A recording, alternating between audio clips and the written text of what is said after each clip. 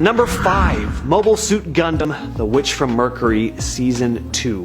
Gundam has never ceased to impress me, just considering how detailed these mobile suits are, even from day one, and the fact that they managed to look as good as they do when animated, it's no surprise why this franchise has stuck around as long as it has. Despite how fans might feel about the quality of writing and characters across the various series, one thing that is a constant is that these shows and movies look good. For the most part anyway, and The Witch from Mercury is no exception. The level of detail, not just in the mechs, but the glowing lights on the control panels and all the technology, the intricate details of the ships. Any sci-fi fan's eyes will just light up watching this. And now, of course, it was inevitable that Mobile Suit Gundam was going to start incorporating 3D animation. Some people didn't like it at first. I'm sure some people still don't like it, but it's gotten progressively better, and it's blended really well here. Number 4, Dead Mount Death Play. So in a fantasy realm, a great hero is about to slay the incredibly powerful necromancer called the Corpse God. But before the fight ends for good, we cut to someone waking up in another world. Our world, modern day Japan, and the body of a teenage boy named Poka Shinoyama, who was just slain by an assassin. All he wants to do now is lead a peaceful life, but as he soon finds out, it's not going to be that easy. Who is it that's been transported to modern day Japan? Just watch and find out. So yeah, it's a reverse isekai, but I really do like the fish out of water trope. It just works. And something else that really stuck out to me here is that our fish out of water protagonist doesn't understand the language when he first arrives. It just sounds like complete gibberish, and they kind of had to explain how he picks up Japanese, which is pretty much instantly, but I still like that they added that. It was a nice inclusion. Not enough isekai series do this, and you know, it makes you wonder, like, why would someone from this completely different fantastical realm be able to suddenly speak like humans from our world, especially in one particular language? Anyway, great action here. Corpse God is just super metal. I'm interested to see where this one goes. You can stream it on Crunchyroll. At number 3, we have Trigun Stampede. Now,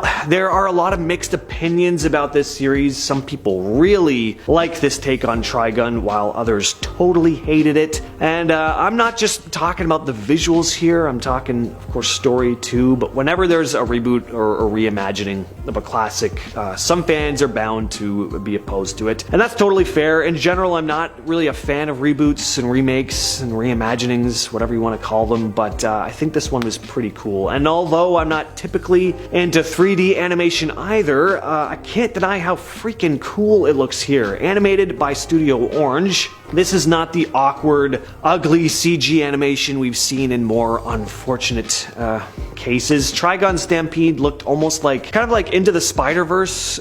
Sure, it's CG animated, but it has texture to it, a certain hand-drawn kind of feel at times. There are also shots in this anime you'd have a real hard time pulling off with hand-drawn animation. And some of the stuff you see Vash do here, it's so fun watching him flip around and fly through the air, dodging bullets or twirling his gun around. I dig the classic hand-drawn look of the original anime, and I dig this one too. A variation in art styles we consume, never a bad thing. Next up, we have Heavenly Delusion. Humanity has been hit with a terrible disaster that has left most of the world in a state of decay. There are even monsters, very unique looking monsters by the way, who inhabit the wasteland. Hidden from the terrors of the outside world though, is a seemingly idyllic facility housing a group of children who know nothing of what goes on beyond the walls of their home. However, one of the children, Tokyo, starts getting curious about what lies beyond, and there seems to be a connection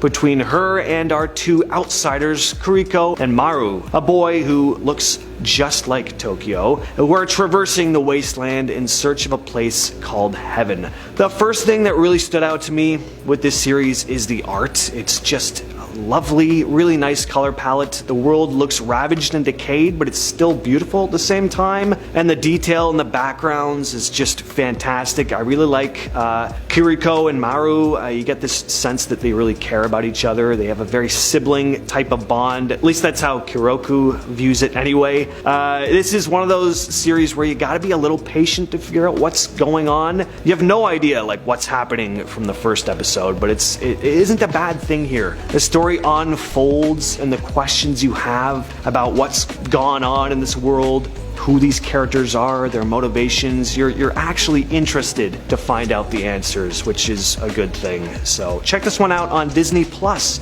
if you're interested. And finally, we have Hell's Paradise. I've been talking about this one a lot lately, as have many other folks, and if you've been watching it, you probably understand why. Even if you're not a big fan of the story, it's hard to deny how much of a visual feast this anime is. Just check out the landscapes, the world that this story takes place in. It's beautiful. Shinsenkyu Island is incredibly dangerous, but lovely. This lush forest landscape with colorful fauna and animals. Even when unfortunate souls fall victim to the mysterious forces of the island, they're found with pretty flowers growing out of their bodies. Not the worst way for you to be discovered. You kind of turn into an art piece. A home for colorful plants. Might mask a bit of the death smell corpses have too. But it's not just the vibrant colors and the inviting look of the world that makes this anime so visually appealing. The animation is also top-notch. Are there times where it's a bit less smooth than others? Sure. Obviously, the first episode is where they really want to hook you in with top-notch animation, and then save the impressive stuff for more